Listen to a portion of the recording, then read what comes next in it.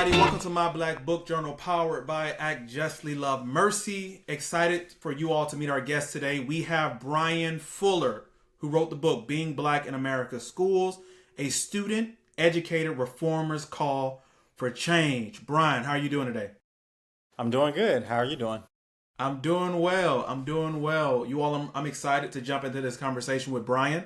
I had the opportunity to read his book. I just looking for books about education in America that specifically focus on Black students, and came across his book and really enjoyed it. And so I'm glad that we have the opportunity to talk to him, because it's really insightful. And just as the title says, he comes at it from the perspective of being a student, an educator, and a reformer. So, Brian, I kind of mentioned to you that when we open up, we kind of ask our guests to walk us through their journey. But since your book weaves your story in so well, this is going to be my question for you. Okay.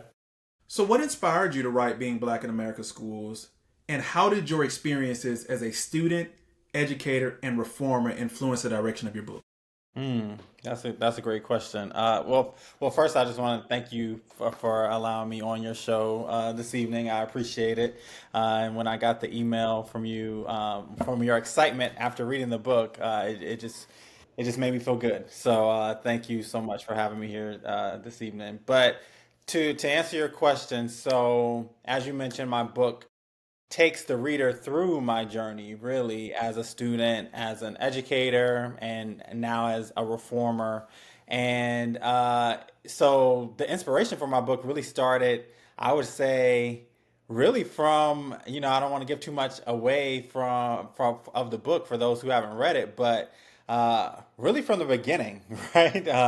I start the book off visiting my father in jail. He was incarcerated at the time, and it's one of my earliest memories. And that moment, I recognized that those who look like me, black, male, the world was a little different for us. And then when I went in school, that same concept or that same idea started to reinforce itself, right, by the treatment of the students in my classroom, how I saw my mainly all white teachers treat the students who look like me versus my white counterparts, my white classmates.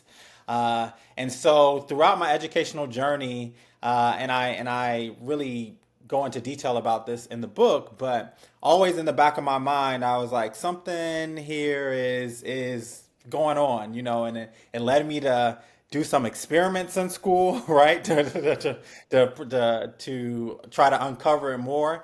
And especially when I was younger, I knew that something was different, but I couldn't necessarily articulate it or had the tools to really articulate it. And then as I became an adult and I went into the education system and really started to study like the history of just who we are in America, understand myself more as an educator, understand our American education system, then that really started to get my wheels turning and say like we actually need to talk about this. And I would say the catalyst to the book actually happened the summer of 2020, of course, with the killings of Ahmaud Arbery, Breonna Taylor, George Floyd, and then the Black Lives Matter protest that happened afterward. And we as a nation were really calling to the carpet our criminal justice system and saying, oh, we got to defund the police. And we were talking about the inherent racism that is the historic racism in our criminal justice system. And me as an educator, because I was an educator at the time working for the New York City Department of Education, I was happy that we were having that conversation about the criminal justice system, but I also was saying, well, there's another great American institution that also has that historical racism in it, and that's our American education system. And so, me as an educator, me having the experiences that I had, I really wanted to tell that story. And so, that is essentially the journey that led me to writing Being Black in American Schools. Yeah. One thing that I really enjoyed about reading your book was your honesty, right? Like you were honest about how, like at every step of the journey, right? Like from your educational journey to when you become an educator to when you're working for the New York Department of Public Education, like you're very honest about like those aha moments for you along the way in your journey. So I really appreciated that. So yeah, let's dive in a little bit. I wanted to read something that you say. And you say this when you're really talking about the high school or secondary educational system. You say, it is time that we revolutionize the way we think about our educational system in our high schools. It is time for us to create secondary schools that prepare students for the changing world and give them knowledge, experiences, and skills necessary to thrive. It is time for us to right an inherent wrong in our educational system and treat all students like full human beings in our structures and curriculum. It is time for us to do something radically different. If we don't, I'm afraid to see what places our educational system will go and what lows we will reach. I thought that was very like poignant. And so my question is, you talk about the systemic challenges that Black students face in America's schools. From your perspective, what are the most critical issues that need immediate attention? Yeah, I think that's a really good question, and I think for me, it's the answer stays consistent, but I would say even now in this present moment, it's more it's more Yeah. important, right? Right. And I think that is and earlier, so you talk about in the high school chapter where I say that when talking about high school. The chapter before that, I talk about middle school, and I talk about the James Baldwin quote where he says, "As you gain consciousness, you become at war with your society," right? And I think also a part of that, and I say this in that chapter, and it ties into the high school chapter and really throughout the educational experience. I think as you gain consciousness, you really start to realize that that society is now at war with you, right? As a Black student.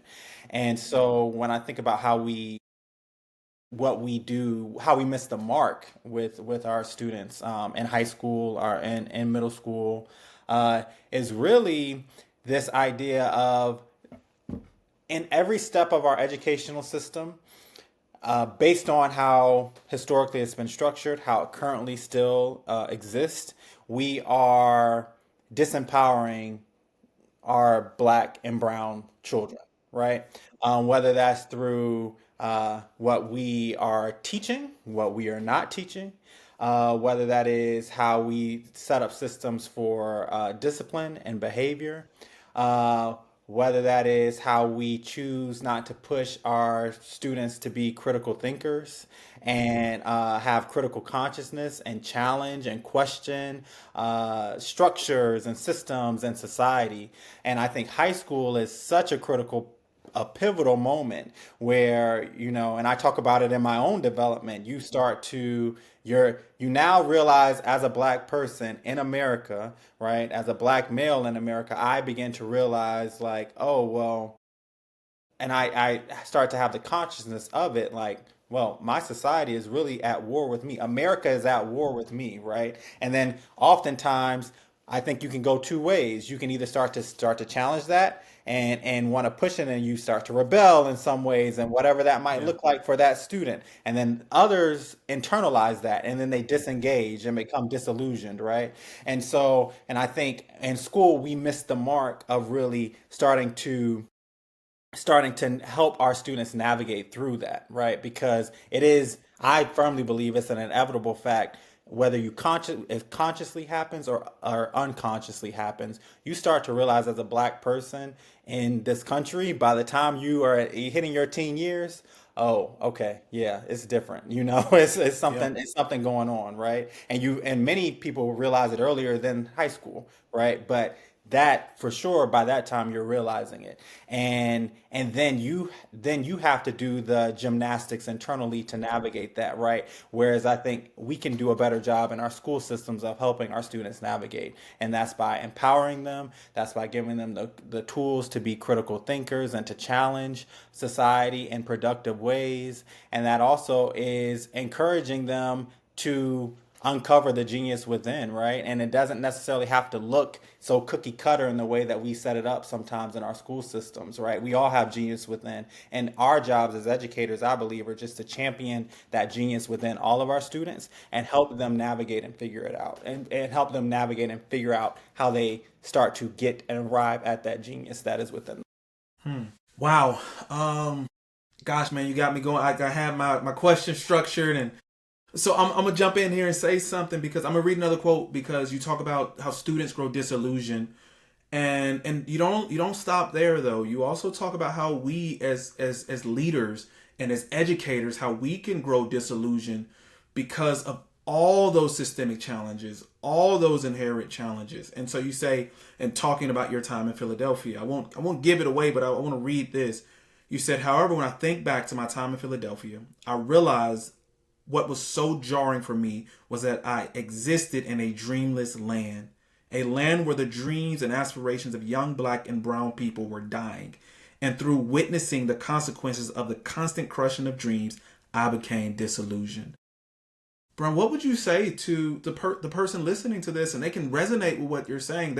They're still in it, right? They're still in the fight. They're trying to make an impact in their community. They're trying to make an impact in schools, but they've grown disillusioned with how things have been for a while, but specifically with how things are right now in our current state. Yep. Yeah, I think for me, when I was writing that and thinking about that time in Philadelphia, uh, I was becoming very disillusioned because of what I was seeing around me with the students that I was working with, and how the system essentially was crushing their dreams constantly, right? And I saw it, and I saw it in their eyes and in their movements and in their just being, right? And then I then became disillusioned because I felt like, well, hey, I'm a part of the system, and I feel hopeless, right? Because how am I going to help start to change this and help these students realize those dreams when I don't even have the resources and the power to do it myself, right?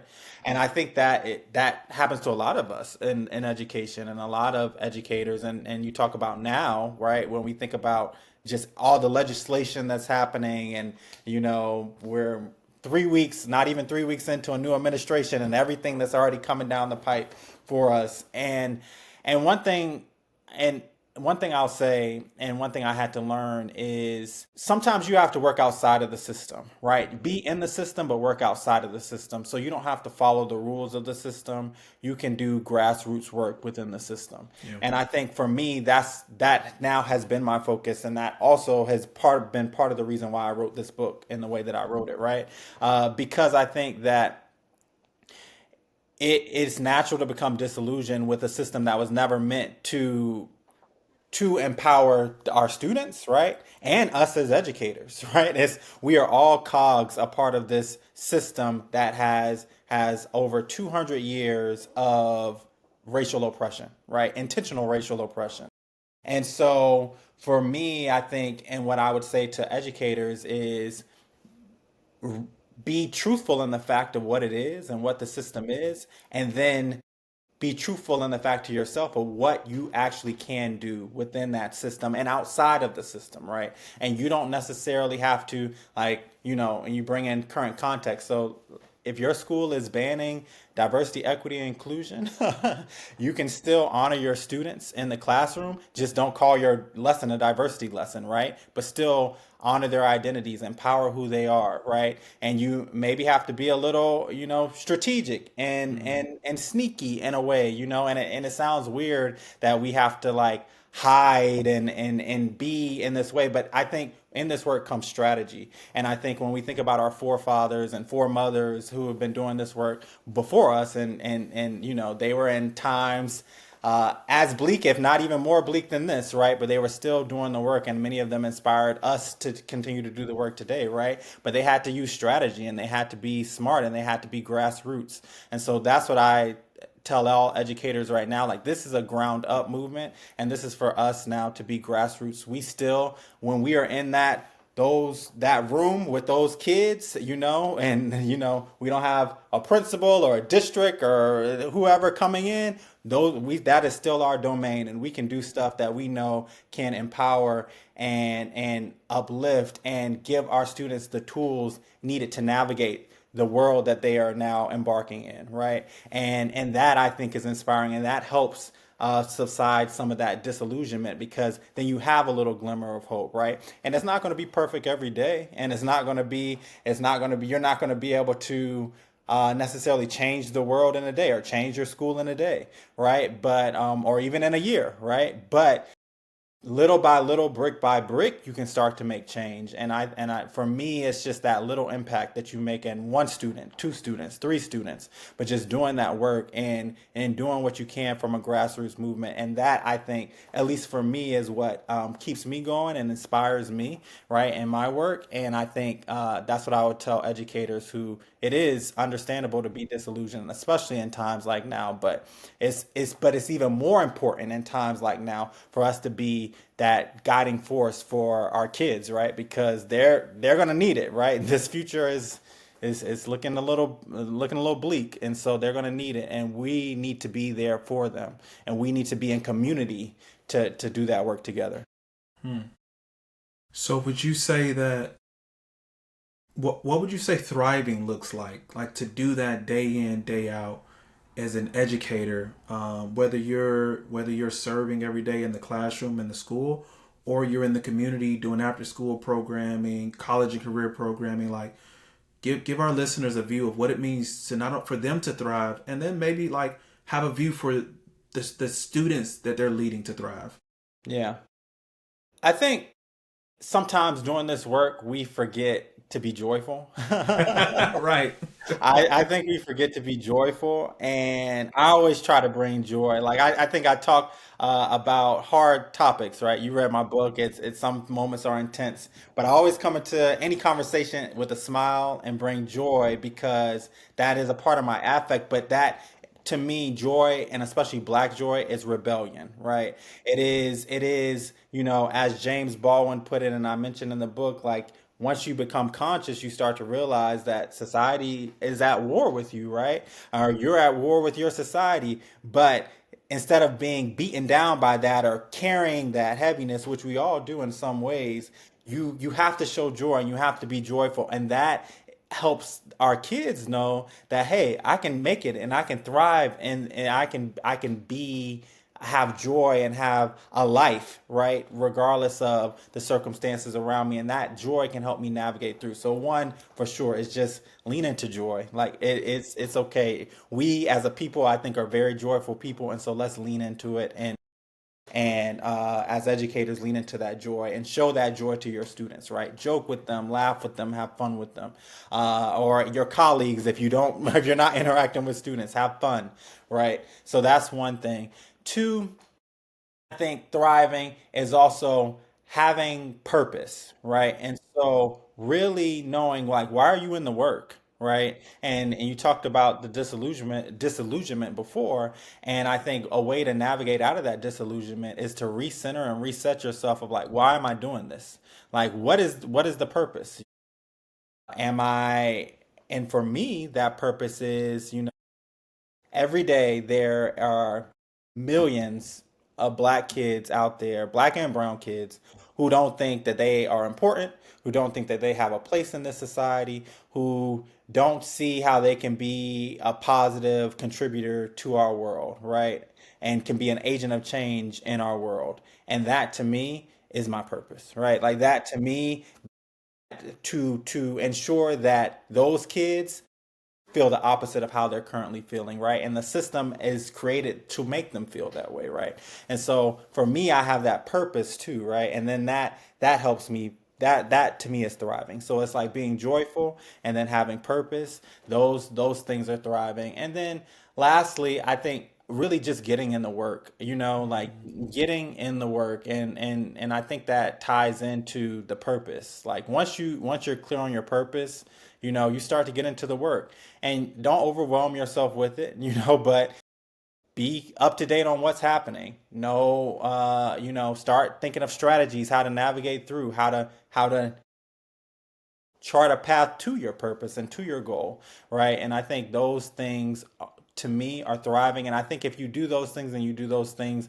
intentionally and you be authentic in it, then you'll show your students, right? Because they're always watching us. Like students are always watching us. If we have a bad day, they know you got a bad day. If you have a good day, they know you have a good day. If you're joyful, that makes them joyful, right? Like, and so I think they're always watching us, and if you're able to do those things authentically and navigate through that, and it's going to be ups and downs, but I think that is true thriving, right? Like being joyful, having purpose, and really doing the work with intention. Wow, man, thank you for sharing that. I think I was talking to a leader the other day, and I was sharing with them that, you know, people of my generation, right, millennials, we entered into college, into the world so hopeful because we were told this is what, this is all that you can do. If you just work hard, like you talked about the meritocracy, right? Like if you Right. just work hard, you put it in, you get an education, like this is the difference you can make. And since 2012, that disillusionment and that reality has come in waves. Yeah. And so now we've gone through burnout, we've gone through frustration, we've gone through COVID, we've gone through death, we've gone through dismantling of systems that were meant to help us get ahead. Right now, we're seeing those systems dismantled and those Yeah. policies dismantled. And I love what you just said. Right? Don't let that steal your joy. Right. The purpose that you started out with is not just your profession, it's your call, right? Yeah. So that same call that you felt is still there. Yeah. And we can't opt out, Yeah. right? Like, because if we opt out, then we lose a generation. Yeah. And we didn't get here overnight, and we're not going to get out of this overnight. So I love what you just said. That's like Yeah, that and I'm a resonates. millennial too. I think we're the best generation. So like, Right, they're right. gonna call us the great generation in history. I'm here for. We've been through a lot now. We've been through a lot. We've been through a lot. We've been through it. Yes. Yeah. Okay. A couple more questions for you. So when you were writing and researching and putting your book together, did you encounter any revelations or stories that challenged your previous assumptions about either your story or the educational system overall? That's a really good question. I have to think about that too. So I think one of the hardest parts of writing the book actually was the chapter that I did on my classroom practice as a teacher, when I reflected on it. And I, not to give too much away, but I, taught at a charter school here in New York City. And I start the chapter off with this particular charter network was in a lot of press at the time for its practices, mainly serving Black and brown youth. And and so a New York Times article had come out about something that had happened in the classroom that they were calling it, is this a form of abuse, right? And and so I started the chapter like that with that article and talking about that scenario. And then right after that, I talked about my own scenario where I interacted in the classroom in the same way that this teacher did, that, someone secretly video recorded. Uh, and that was put in the New York Times. And then I had the juxtaposition of me doing the same thing. Now, the teacher who was recorded and put in the New York Times was a white teacher enacting this on a Black child. And me, I'm a Black teacher enacting it on a Black child.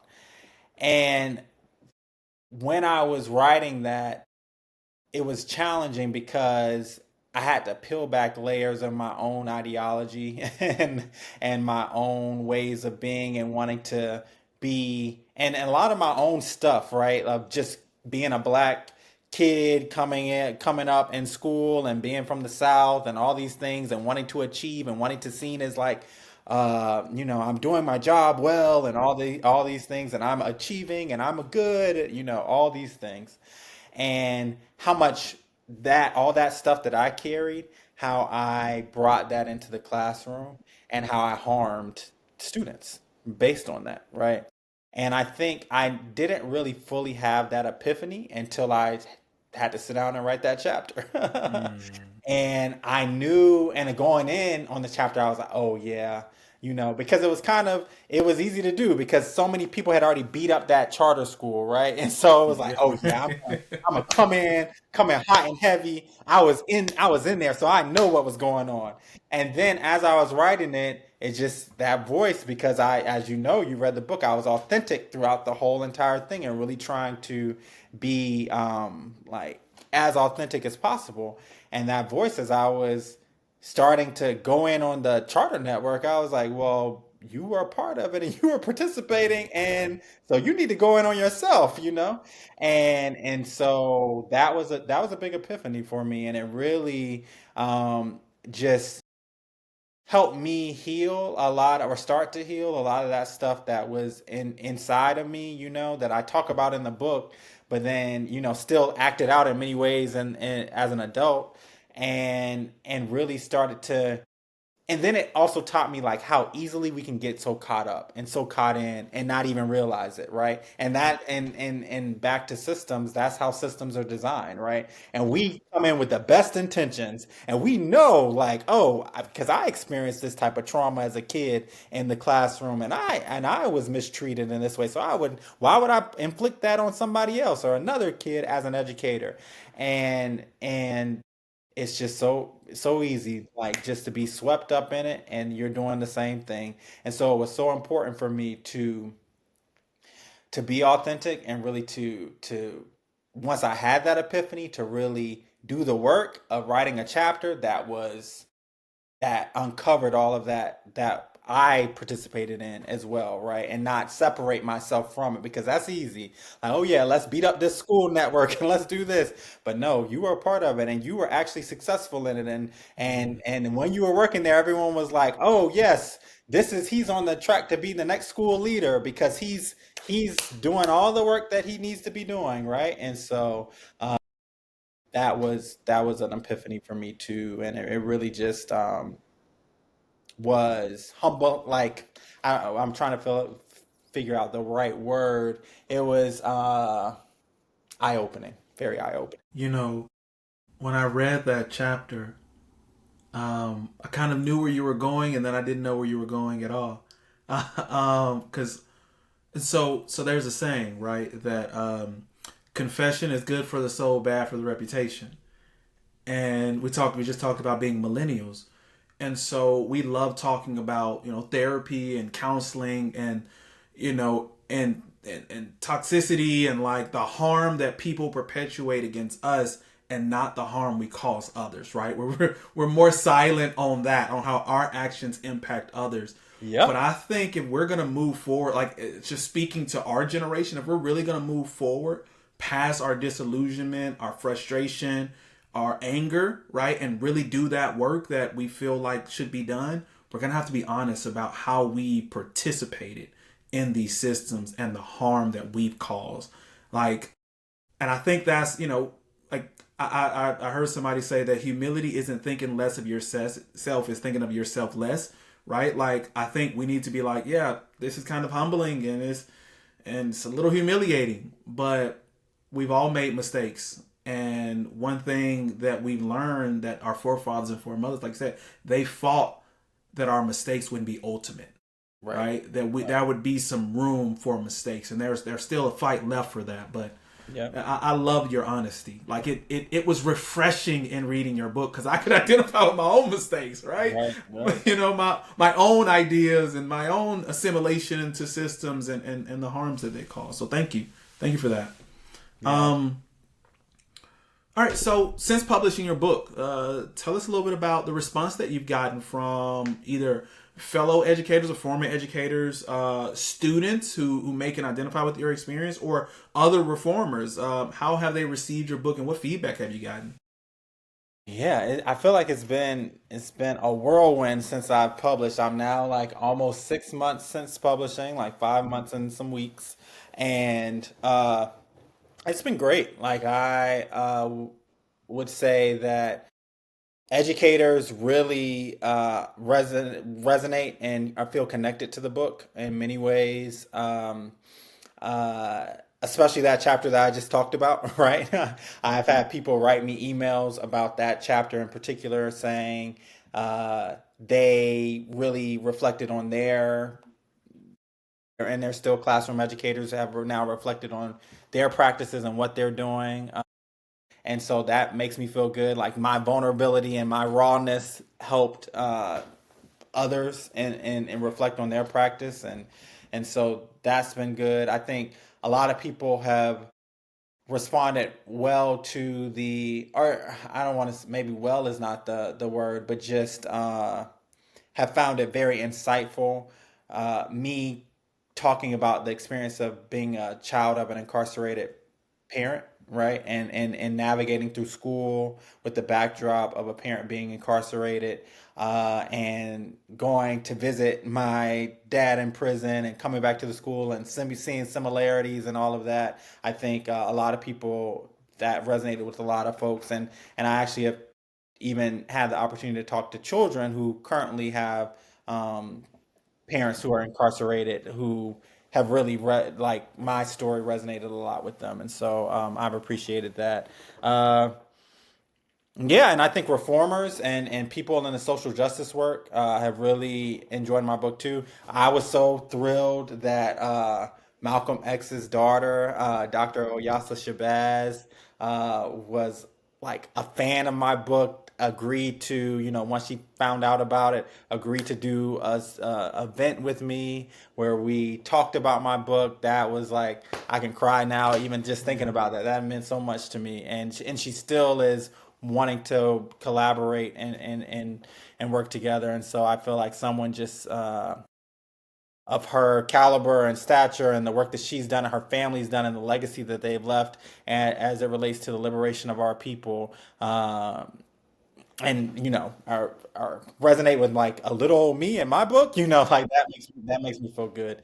And so yeah, generally I would say the reception has been really warm. It's been great and it's been exciting, and I think it's still a lot more to come, right? Like, this is still the beginning, so still a lot more work to do, and still a lot more work for me to get the book out there and everything like that. But it's been a good journey so far, and I'm excited for what's ahead. Awesome. Awesome. Couple more questions, and then we'll wrap up the conversation. Key takeaways. Like, what is it that you want to leave with our audience if they take one thing from this conversation? From the conversation, for the audience, I definitely want them to, if you haven't already read the book, to go out there, get the Go get the book. book.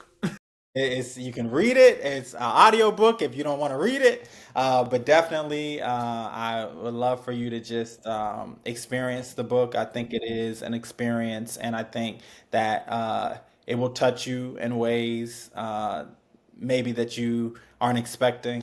And so definitely do that. But then, just as a takeaways from the book, I think one is to realize that, just to have knowledge that we have an American educational system that has intentionally been designed to create and perpetuate a false racial caste system, racial and social caste system in America, right?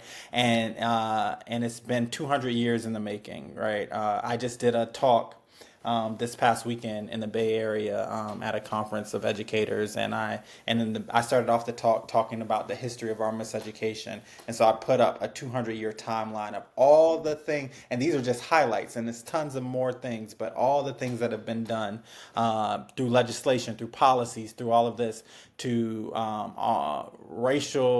to perpetuate racial oppression through our education system, right? And so just that knowledge, gaining that knowledge, is a takeaway of just understanding as a fact, like, our American educational system is inherently inequitable and perpetuates a racial social caste system in America in its current state. And then if we when we understand that, then begin to interrogate, okay, in what ways can we begin to dismantle this in our own locus of control, in our own area of control, right? So if I'm a teacher, what ways can I begin to dismantle this in my classroom? If I'm a school leader, what ways can I begin to dismantle this in my school? If I'm a district leader, what can I do in my district? If I'm a community member, what can I do in my community, right? Like, we are all in this together. Back to the grassroots thing. We all have a part to play. And so start to interrogate and start to really think about, what can I do? What steps can I take to really start to make that change?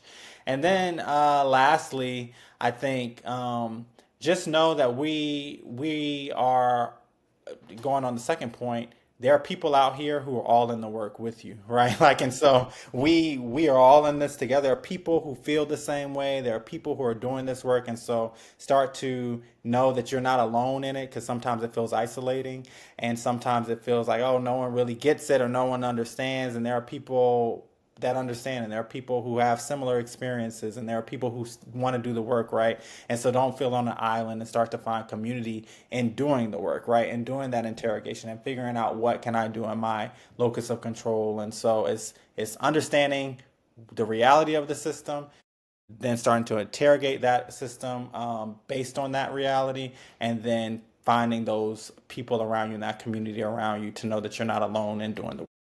Hmm. Wow. You all, I can't recommend highly enough picking up this book if you really want to understand the American education system and how it's impacted black students in America. And I also carried your story with me, right? Like I read it October, November 2024, and I had an opportunity to go to a maximum security prison out here in Birmingham and Mm, do some work with some guys who either have been in prison for a long time or will be in prison for a long time.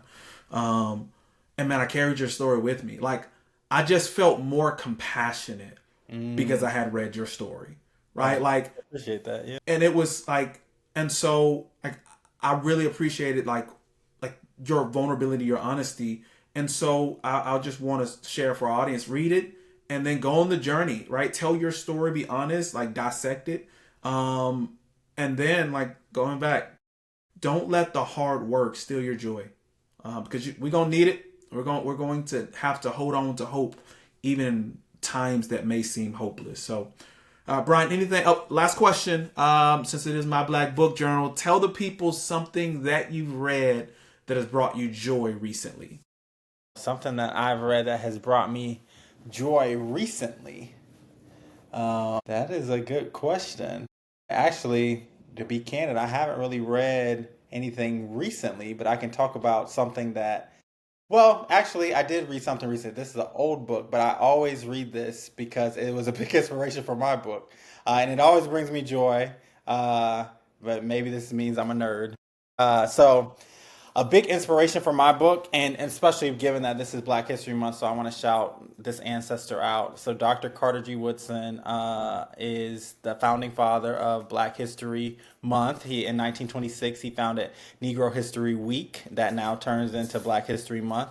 And so he wrote The Miseducation of the Negro, that was published in 1933, and that was a big inspiration for my book. I call my book The Modern Day Twist of the Miseducation of the Negro, and I constantly am in that book just because, and it brings me joy because, and the reason it brings me joy is not so much of the content, right? Because the content is talking about how everything in our education system is meant to miseducate us, but it brings me joy because this was such a thoughtful leader of the time, and think about this was now what 92 years ago, from 1933 to now, and and just the work that he did, just how it laid a foundation for just so much of what's happening today. It just brings me joy to know that, we as Black Americans have all these great inspirations and great forefathers and foremothers, as I mentioned before, that have done this work.